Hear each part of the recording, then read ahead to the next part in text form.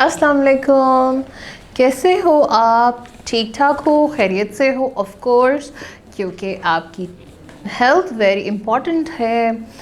हम स्टार्ट कर रहे हैं। हमने कहाँ तक पढ़ा था? कल हमने स्टोरी पढ़ी थी and I have told you कि आपने स्टोरी पढ़ना सीखना है, स्टोरी सुनाना सीखना है, क्योंकि ये भी एक बहुत इम्पॉर्टेंट स्किल होता है।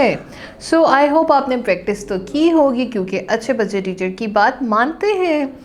स्टार्ट करें 100 पेज 169 से। क्या है पेज नंबर 169 पे? 8.2 सीजन स्ट्रीट। मतलब क्या लिखा हुआ है? 8.2 का क्या मतलब हुआ?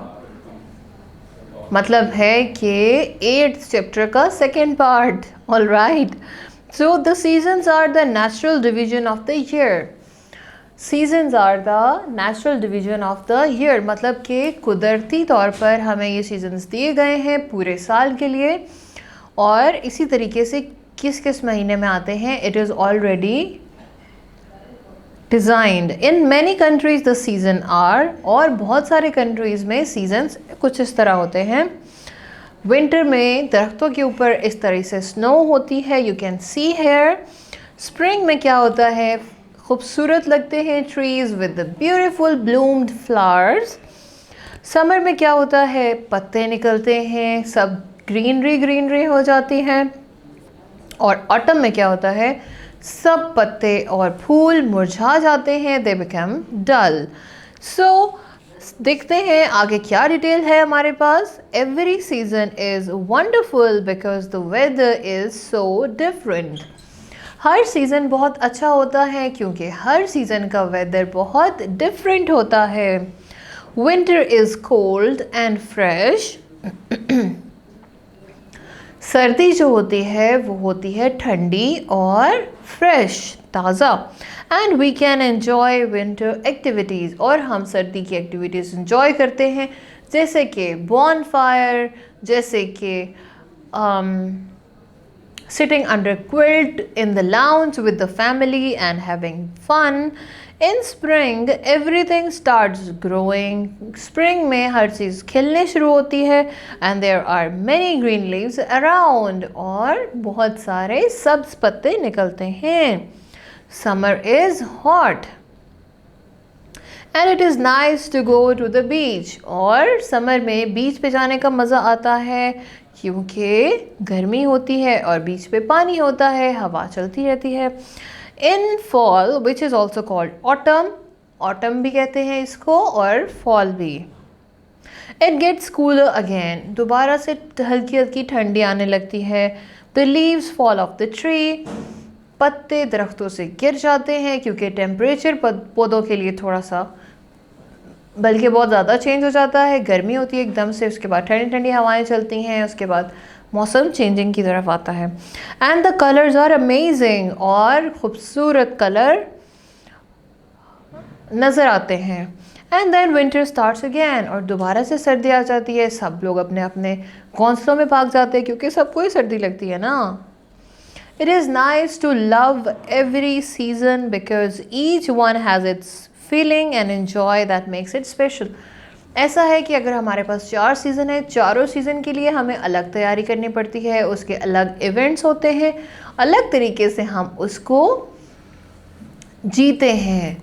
Right? So let's come to the page number 170 and probably it will be the last page of your book. So it is a time to be happy as well. All right. So when each season begin and ends is not the same everywhere. ऐसा है कि जब हर season ख़त्म हो रहा होता है या शुरू हो रहा होता है, हर मुल्क में एक जैसा नहीं होता. Meteorologists, people who study the weather. जो लोग मौसम स्टडी करते हैं उन्हें क्या कहा जाता है? मेट्रोलॉजिस्ट. ठीक है. यूज़ अ सिंपलर सिस्टम, वो एक बहुत सादा सिस्टम इस्तेमाल करते हैं for the whole month. Northern hemisphere क्या है? कंट्रीज़ मतलब एशिया में. विंटर कब आता है जी? दिसंबर, जनवरी, फरवरी. स्प्रिंग कब आता है? मार्च, अप्रैल, मई. समर कब आता है? जून, जुलाई, अगस्त, तभी तो आपको समर वेकेशन जून से स्टार्ट होती है। ऑटम कब आता है? सितंबर, अक्टूबर एंड नवंबर में। So this is the today's class. I hope आपने इंजॉय किया है। लेट्स प्रैक्टिस में क्या है? There are 91 days in spring. If it rains for 24 days, how many days will it be sunny? अच्छा जी, अब क्वेश्चन क्या किया जा रहा है हमारे साथ कि अगर आपके पास कितने दिन हैं? अगर आपके पास 91 डेज हैं स्प्रिंग के, if it rain for 24 days, अगर 24 डेज रेन होती है तो सनी डेज कितने होंगे? Simply you have to minus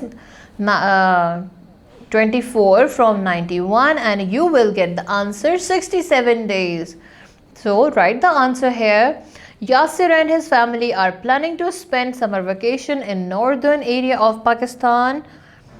Then plan to spend 3 days in Islamabad, 3 days in Abbottabad and 3 days in Naran, 2 days in Kaghan and 4 days in Gilgit. Now you can see here the plan of Yasir's family. ठीक है, यासिर की family ने plan किया है अपना tour, अपना trip, जिसमें उन्होंने कुछ दिन कहीं गुजारने, कुछ दिन किसी और जगह में। आपने क्या करना है? क्वेश्चन क्या है? How many days they will spend on vacation? कितने दिन वो टोटल वेकेशन में गुजारेंगे? सिंपली आप इन सब डेज को काउंट करें, ऐड करें और आंसर लिख दें। That will be 15 days.